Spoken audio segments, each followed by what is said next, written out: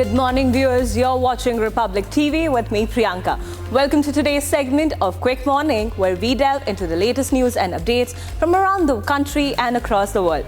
To set the tone for your day, from tracking Prime Minister Narendra Modi's Wayanad visit to Assam Chief Minister flagging demographic shift. Stay tuned as Republic TV brings you the ground realities of these developments. But that's not all. We'll also be bringing you the latest updates from the realms of business, sports and entertainment in our jam-packed lineup for this morning.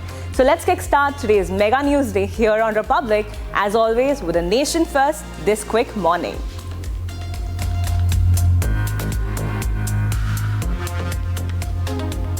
Prime Minister Narendra Modi will today visit Wayanad to assess the relief and rehabilitation efforts. Following the devastating landslides on July 30th, PM Modi will conduct an aerial survey of the affected areas and receive briefings from rescue teams. He will also visit relief camps and hospitals to meet the survivors and victims. Later, he will also chair a review meeting to discuss the incident and ongoing recovery operations. The landslides have claimed over 200 lives, with many people still reported to be missing.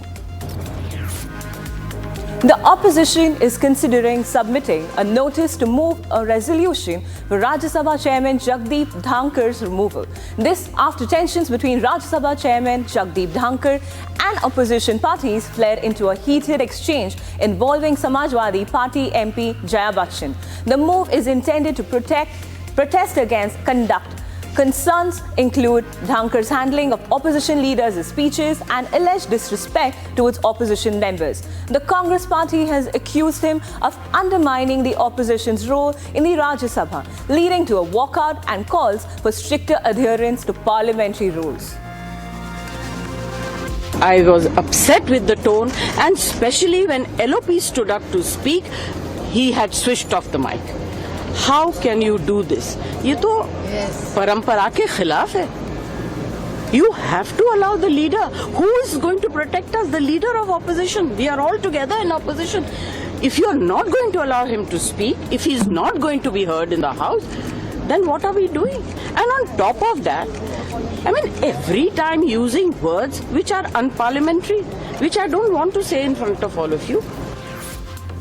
A 31-member joint parliamentary committee has been formed to examine the Waqf Amendment Bill 2024. In this committee, 21 Lok Sabha MPs and 10 Rajya Sabha MPs have been appointed by Union Parliamentary Affairs Minister Kiren Rijiju. Notable members include AIMIM Chief Asadun Owaisi and Congress MP Imran Masood. The JPC will review the bill, which proposes renaming the Waqf Act of 1995. The bill has been facing opposition for its perceived conflicts with federalism and constitutional provisions. The committee's formation followed objections from various opposition parties and was approved by both houses of parliament. Aman Shehrawat produced a brilliant performance to clinch India's first wrestling medal at the Paris Olympics. Shehrawat defeated his Puerto Rican opponent 13-5 in the men's freestyle 57 kg match to secure India's 6th medal at the ongoing games. Shehrawat was only India's male wrestler in Paris Olympics. He became the 6th male wrestler from the country to clinch an Olympic medal after KD Jadhav, Sushil Kumar, Yogeshwar Dutt, Ravi Dahiya and Bajrang Punia. After being disqualified from Paris Olympics, wrestler Vinesh Fogart appealed against her disqualification at the CAS. Top lawyer Harish Salve represented the Indian Olympic Association at the CAS. Fogart had asked for the restoration of her silver medal. She was disqualified after she weighed in over 100 grams over the qualifying weight before the final match. Assam Chief Minister Himanta Biswa Sarma claimed that the Hindu population in Assam and Bangladesh is rapidly declining and that a demographic invasion is occurring. Sarma highlighted that the Hindu population in Assam fell from 70.78% in 1951 to 61.47% in 2011, while in Bangladesh it decreased from 22% to 8.5% over the same period. While the Muslim population in Assam and Bangladesh rapidly, he suggested similar trends in West Bengal and Jharkhand. He expressed concern about the demographic changes, stating that such observations are often labeled as communal. Leader of the opposition in the Odisha Assembly and former Chief Minister Naveen Patnaik has called for the inclusion of 169 communities in the state's scheduled tribe ST list. He has also called for several tribal languages to be added to the 8th schedule of the Indian Constitution. Patnaik highlighted that these proposals are crucial for recognizing and preserving the cultural identity of Odisha's tribal population.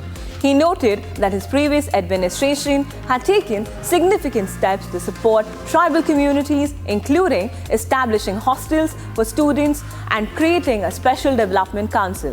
Patnaik urged the union government to act on these long-standing requests. 4 jail co-owners of a coaching center basement where 3 civil service aspirants drowned last month have called the incident an act of God. They argued before a Delhi court that the incident was an act of God and could have been avoided if civic agencies had fulfilled their responsibilities. The accused contended that the basement was inspected by the fire department prior to the incident and deemed safe. They claimed that invoking culpable homicide requires intent and knowledge of committing a crime, which they argue was not present. The case will next be heard on the 12th of August. Sajeev Wazir Joy, son of former Bangladesh Prime Minister Sheikh Hasina, has accused a foreign intelligence agency, potentially ISIS, of instigating recent protests in Bangladesh. He claims the protests were unfounded and the quota system was reinstated by the court, not by the government. Joy criticized the protesters for allegedly attacking police with weapons, asserting that they were not just students but militants aiming to overthrow the government. He mentioned that his mother resigned to avoid further violence.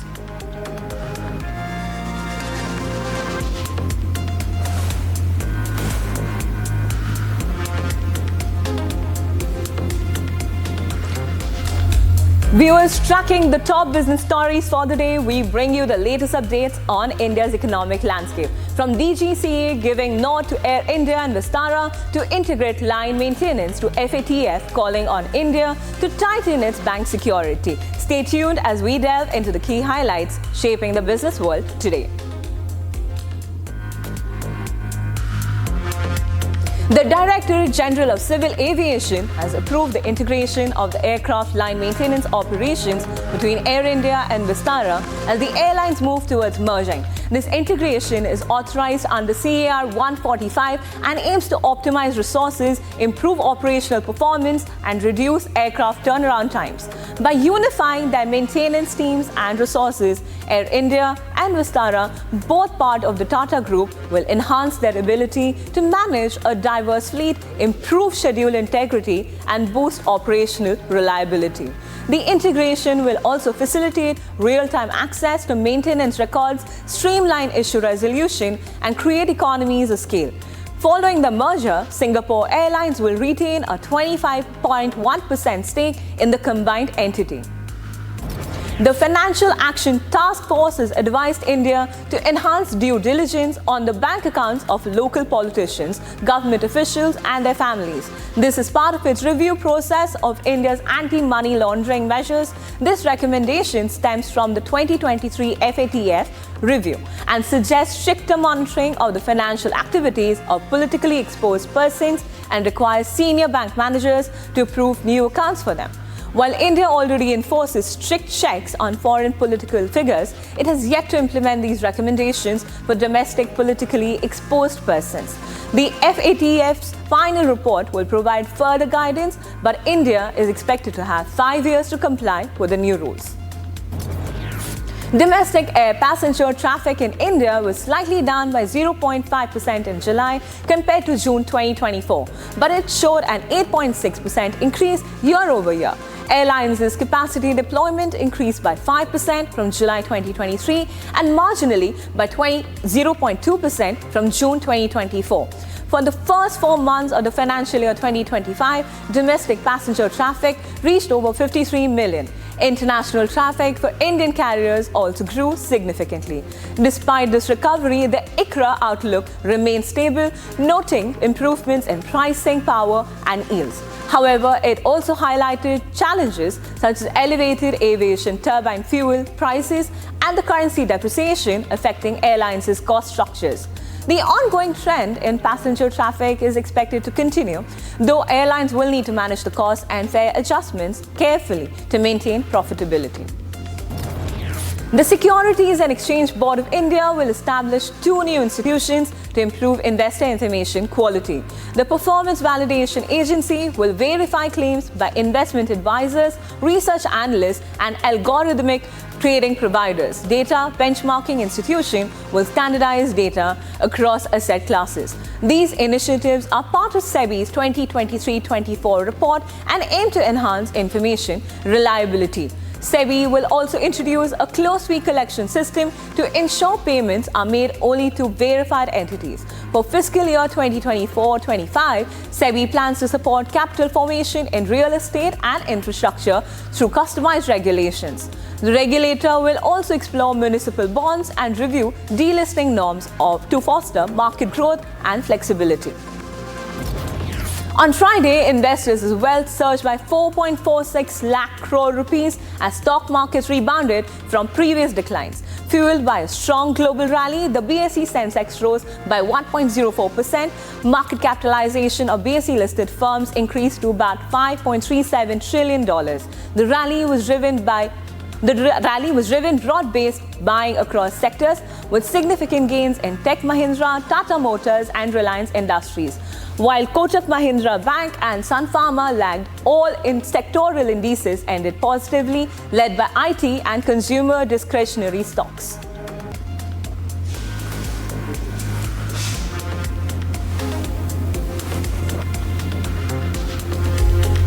Moving on to our international segment, where we are tracking the ground pulse of some of the biggest global headlines. Today, we delve into significant developments from around the world, from a plane crashing in Brazil to Venezuelan president testifying in court. Stay tuned as we unravel the latest updates shaping the global landscape. A plane carrying 62 people crashed in a residential area of Sao Paulo state, Brazil today. The aircraft was engulfed in flames upon impact, but the bodies have not been retrieved. Emergency services, however, rushed to the spot, working to determine the extent of the damage and the number of people affected. The cause of the crash is at present unknown, and authorities have been investigating the incident. Reacting to this incident, Brazil President Lula requested to observe a minute of silence at an event in Santa Catarina to honor the victims of a plane crash in Sao Paulo. President Lula further expressed deep sorrows and solidarity with the victims' families and dear ones.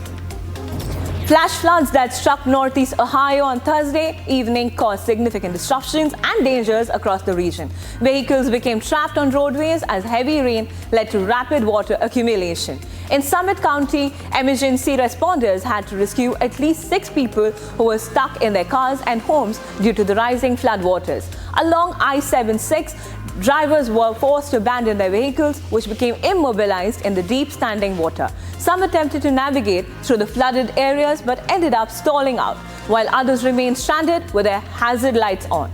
The severe weather conditions left many motorists in precarious situations overnight. However, emergency services continue to assist those affected and work on managing the flood's aftermath. The remnants of Debbie surge bringing intense rain, flash flooding and tornado threats, following a path up the east coast that resulted in at least 8 deaths. In addition, Vermont Governor Phil Scott warned of severe damage, particularly in the areas already hit by flooding in recent weeks. Flash floods in the month of July had devastated the northeastern part of Vermont, destroying homes, roads and bridges in Linden, just weeks after Hurricane Beryl's deadly impact. However, President Joe Biden has approved an emergency declaration for Vermont in response to the ongoing crisis. Debbie, downgraded to a tropical depression and later a post-tropical cyclone, initially made landfall as a Category 1 hurricane on Florida's Gulf Coast. Over the last few weeks, I've been visiting flooded communities inspecting damage and talking with those impacted to understand what their needs are and how we can help. While we're waiting to hear back from the President on our major disaster declaration, which, if approved, will bring federal assistance for individuals and municipalities, we're taking some immediate steps at the state level. Venezuelan President Nicolas Maduro testified before the Supreme Court as part of an audit into the results of the July 28 presidential election. This marks the final day of hearings where the highest court is reviewing the election following a request by Maduro from the previous week. The hearings come amidst widespread international criticism of both Maduro and the National Electoral Council regarding the election's legitimacy. Despite the electoral authorities declaring Maduro the winner, detailed voting tallies have not yet been released. The opposition has countered by presenting records from over 80% of the 30,000 electronic voting machines nationwide, claiming these show that Maduro actually lost. Additionally, Edmundo Gonzalez, Maduro's main rival, was called to testify on Thursday but did not appear. The situation continues to unfold as scrutiny over the election process remains high. Ecuadorian President Daniel Noboa, who assumed office 9 months ago, confirmed that he is set to run for re-election in February 2025. Addressing supporters at the National Democratic Action Convention, Noboa expressed his desire to continue his political agenda aimed at addressing the country's violence and achieving justice. The ADN convention also unveiled his vice presidential running mate Maria Jose Pinto and his mother, former Assemblywoman Annabella Azin, who will lead the list of candidates for the National Assembly. Noboa, a 36-year-old businessman and politician, was elected in an extraordinary election to complete the term of his predecessor, Guillermo Lasso, who dissolved the assembly and called for early elections. Over his brief tenure, Noboa has implemented a stringent approach against criminal organizations, including declaring an internal armed conflict and placing police and military forces in charge of prisons, which are seen as hubs for criminal activity. An Israeli drone strike targeted a car in southern Lebanon, killing Hamas official Samer al-Hajj, according to state media. The national news agency reported that the strike occurred near the southern entrance of Sidon, close to a road leading to Lebanon's largest refugee camp, Ain el-Hilweh. The attack engulfed an SUV in flames on a main road, with one body being removed shortly afterward. This incident follows a series of targeted airstrikes attributed to Israel, which have recently claimed the lives of several Hamas officials in Lebanon. Notably, Hezbollah reported last week that Israel was responsible for killing its top commander, Fuad Shukur, in Beirut.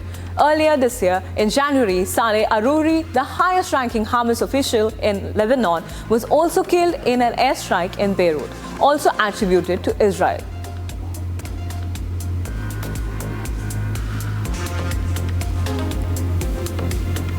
A Russian missile strike hit a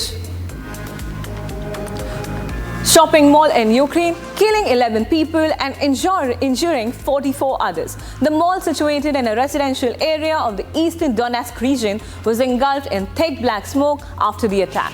The regional head of the area condemned the incident as a targeted act of terror by the Russians. This attack marks the second significant strike on the town in nearly a year, following a missile hit on an outdoor market last September that killed 17 people.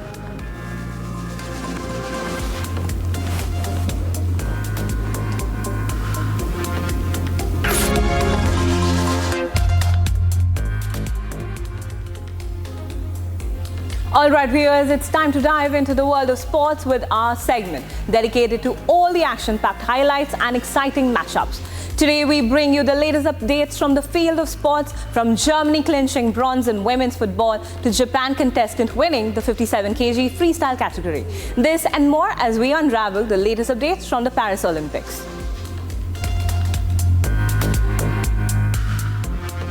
In a thrilling final of the men's 400-meter hurdles, USA's Rai Benjamin edged out the reigning champion Karsten Wahlholm to claim the gold medal. The race featured intense competition, with world record holder Wahlholm facing off against Brazil's Alison dos Santos and Benjamin, among others. Wahlholm started strong but began to tire as Benjamin surged ahead. Benjamin crossed the finish line with a time of 46.46 seconds, securing the top spot, while Warholm finished second with a time of 47.06 seconds. This race witnessed a dramatic shift in the hurdle scene, with Benjamin's victory marking a significant achievement in his career. Germany claimed the bronze medal in women's football at the Paris 2024 Olympics with a 1-0 win over Spain. The tension peaked in the final moments when Spain was awarded a penalty, but Germany's goalkeeper made a crucial save to secure the win. This decisive movement ensured Germany's place on the podium, capping off a hard-fought tournament. At the Grand Palais, 18-year-old Viviana Martin from Hungary achieved a remarkable victory in the women's 67 kg Taekwondo final, capturing the Olympic gold. Martin, who is ranked 12th in the world, defeated the third-seeded Serbian player with a decisive 2-0 win in straight rounds. The bronze medals were awarded to USA's Christina Teachout and Sarah Chari of Belgium. Boxing finals saw two new Olympic champions. Uzbekistan's player clinched gold in the men's 71 kg class with a dominant 5-0 unanimous decision over Mexico's Marco Alonso in the women's 50 kg final. People's Republic of China secured victory with a 4-1 split decision against Turkey. Both players delivered standout performances, marking significant achievements in their careers. Olivia Reeves of the USA set a new Olympic record in the women's 71 kg weightlifting by lifting 117 kg in the snatch. She also completed a 145 kg clean and jerk for a total of 262 kg, securing the gold medal. Reeves' performance surpassed Colombian player who totaled 257 kg and Ecuadorian player who ended with 256 kg. Japan's Sakurai Sugami won the gold medal in the women's 57 kg freestyle wrestling with a dominant 6-0 victory over Moldova's Anastasia. The bronze medals, on the other hand, were awarded to USA's Helen and Chinese player. In the men's 400-meter relay final, Canada emerged victorious with a time of 37.50 seconds. Despite a slow changeover for the USA, Canada's Andre De Grassi anchored the team to a decisive win. South Africa set an African record with a silver medal finish at 37.5 seconds, while Great Britain secured the bronze with a time of 37.61 seconds. The final saw strong performances from Italy, Japan and other contenders, but it was Canada's swift and seamless relay that clinched the gold.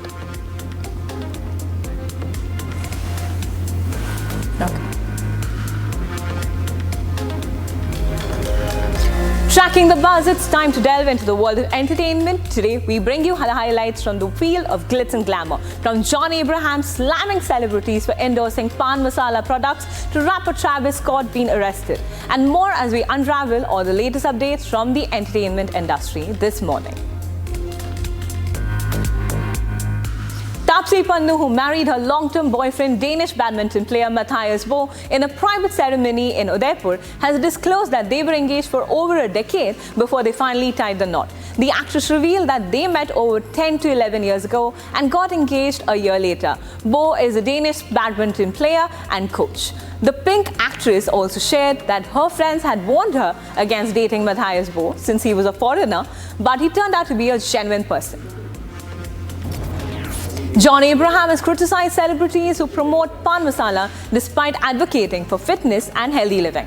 He accused them of selling death in a recent interview. He emphasized that he lives authentically according to his principles and called out those who endorse harmful products like pan masala while publicly championing health. Abraham argued that the pan masala industry continues to thrive due to its legal status and governmental support. The industry has a staggering annual turnover of 45,000 crore rupees. The actor questioned how such endorsements align with the commitment to promoting well-being. Taylor Swift fans gathered to support each other and after organizers cancelled the 3 of her sold-out concerts due to a suspected attack plot. The fans who had traveled from around the world consoled each other by singing Swift's hits, taking selfies and exchanging friendship bracelets. Despite the distressing news, Swift has not publicly addressed the situation. This follows a recent violent incident in England linked to a Swift-themed event which left the singer completely in shock. Rapper Travis Scott was arrested at a Paris hotel after an altercation with a security guard who intervened in a dispute between Scott and his bodyguard. The incident occurred at a hotel where Scott was staying while attending the Olympics. French prosecutors are investigating the case. Scott, whose real name is Jacques Webster, is a prominent hip-hop artist known for multiple Billboard Hot 100 hits. He was in Paris to watch the US basketball team.